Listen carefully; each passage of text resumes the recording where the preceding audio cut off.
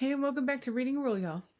Dr. Shay Parton here, coming at you with the third video in our 4-part series on Carly Heath's The Reckless Kind, which means I'll be discussing my reaction to the book as a rule reader. Full confession, I wasn't sure how much I was going to like this book, actually. The cover was gorgeous, but the turn-of-the-century Norwegian setting didn't really seem like my jam, honestly. I'd gotten into such a rhythm of reading mirrors of my experiences that it felt like reading a window might be too far outside of my comfort zone, which is precisely why I knew I needed to do it. And I'm so glad I did. All the other things reviewers said about this book are true. It is a tender tale of queer love, disability, and self-discovery, just like Kirkus reviews said it would be. The characters did find their place in my heart, and Heath has crafted a folktale about found families that is both immediate and timeless. I think I was worried that I wouldn't connect with the story that seemed so far away in so many different ways, but with the opening of the book being a farm-related accident, all of those fears washed away.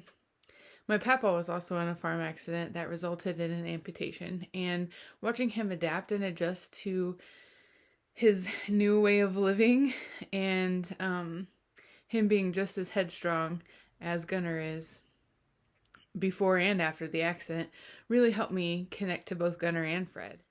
And that wasn't the only point of connection for me. I connected also through the disconnection of farriery. So farriery, for y'all who don't know, is the practice of caring for horses' hooves.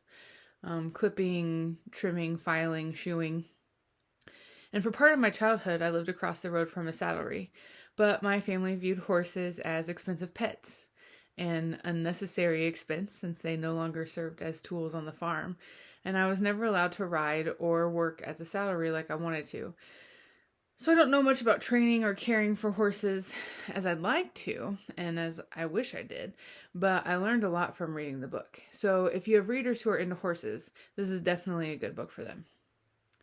Another aspect of this that was really important was the connections and layerings of identities related to disability, sexuality, and feminism. Asta is one of the coolest characters I've met in a long time. She fights to love and accept herself so fiercely that I found myself looking up to her and wanting to be more like her. The exploration of different sexualities had me flashing back to so many conversations I had with students at lunchtime, before and after school, about who they were and the ways they felt unaccepted by other members of the community, other members of our rural community. Like Gunnar, Erland, and Asta, they often found themselves in the margins, but fought to make a community in a small school in town. I saw the faces of so many former students I wish I would have been able to recommend this book to. So this was a really, really important part of this book, and I highly encourage it for rural readers and non-rural readers alike. The last aspect of this book that felt really important to me is the role of Papa Fugelstad. There were a lot of other ones, but these are the top 3 that really stood out to me. So Papa Fugelstad is an alcoholic, and it would have been easy for Heath to write and position him in the same way that all the other townsfolk did. A lawless heathen, a no-count drunk, but she didn't. She treated him with humanity and dignity and made him the complex person and character that most people struggling with addiction are. Throughout each scene with Papa Fugelstad, I thought about rural America's struggle with addiction and how folks grappling with it are positioned as